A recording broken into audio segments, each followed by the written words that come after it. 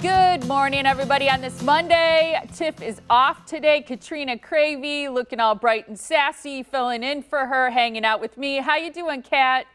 I'm good. It's Monday. Woo! Yeah, we got to look at it positively, right? Right, exactly. Don't want to start the week on a negative note. Exactly. Speaking of that, I want to talk about something I read about how to break bad habits in 3 easy steps. I think it's funny anytime you say you're going to break a bad habit and it's going to be easy. Right, exactly. What if you enjoy that bad habit?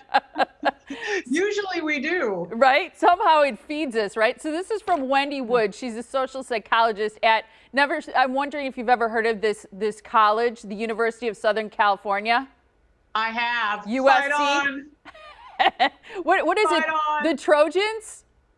Is that the mascot? They're the Trojans. Okay, so she authored this article. It's called Good Habits, Bad Habits, The Science of Making Positive Changes That Stick.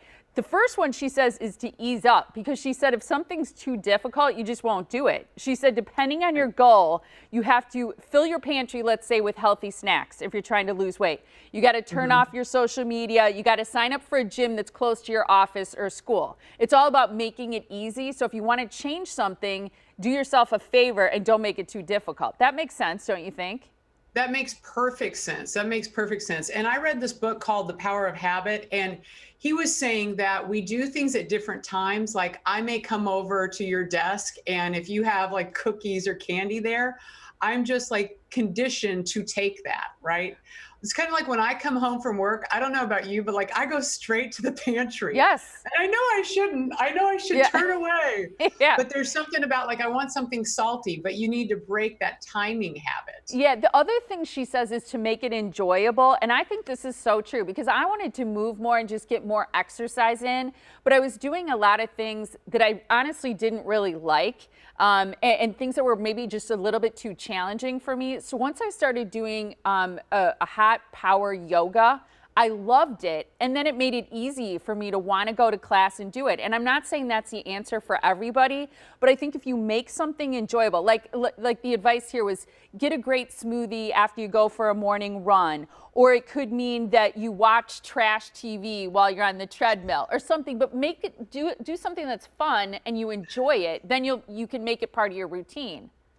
Yeah, it's so funny that you talk about trash TV on the treadmill, because that's what I did this morning. No way. Yeah, exactly. And it's like, well, I watched a couple different shows, but Ugly Betty is back on Prime. And so it's just one of those things, like it makes me giggle. And it's something that I wouldn't normally watch. Like it's been years since I ever watched that series, but now I'm like back into it. And I can be on the treadmill, no problem. Good for you. Because I'm enjoying the show. I love thinking about my kitty cat watching trash TV, just sweating it out. Go, go, go. My Okay. little 2-pound weights in my hand. Oh, do you do that too? Good for you. Yeah. And then you box it out. So how many days do you think it takes to make something, to change a habit? How many days to change a habit?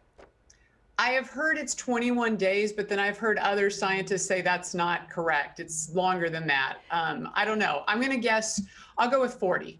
Okay, good guess. It's actually 66, according to this social psychologist. She said, but the thing I love is she gives you a little bit of grace, because she's like, hey, if you miss a day, don't panic. Just get back to your good habit as soon as you can. I think that's the thing that derails us, is we have this intention, we have something positive we want to bring into our life or something negative we want to take out of it. Then we step off one day or one time, and then we're like, oh, I blew it. Yeah, I'm no longer there. I missed my streak, right, on our apps or whatever. It is about just getting right back on it. And I will believe her, since she went to USC. That Way to support your own. I'm going to say that is steeped in science, and I'm all with her. Oh, go alumni. Okay, so it's our sound off question today. We're asking you, what's your best tip to break a bad habit? Is there any bad habit you feel comfortable sharing, or a good habit you brought into your life? The one thing okay, so I tend to sit too long, and I got a new watch, for Christmas last year, the Apple iWatch, and I will listen to the watch, like, tell me stand up. So that is I'm just a slave to the watch now. And I will do what it says, right? Because they say sitting is the new smoking.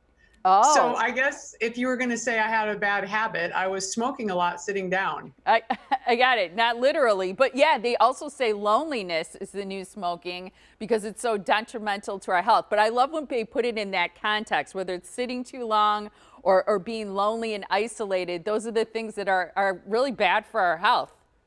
Right. And they So always tie it back to smoking. But yeah, I know how hard it is for people to break those bad habits. My grandfather was a smoker, and I know that he would have given anything to have quit earlier. yeah. So I it's really difficult. It is very hard. I have a smoker in my life too. I won't call that person out, but it is such a tough habit. And some people give it up and go back to it, which makes it so hard.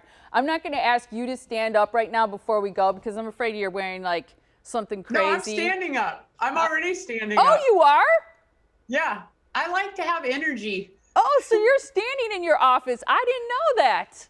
Yeah, I'm standing up. But if you're going to ask me like what I'm wearing underneath, then don't, because just imagine like PJs and bear claw slippers. I like that.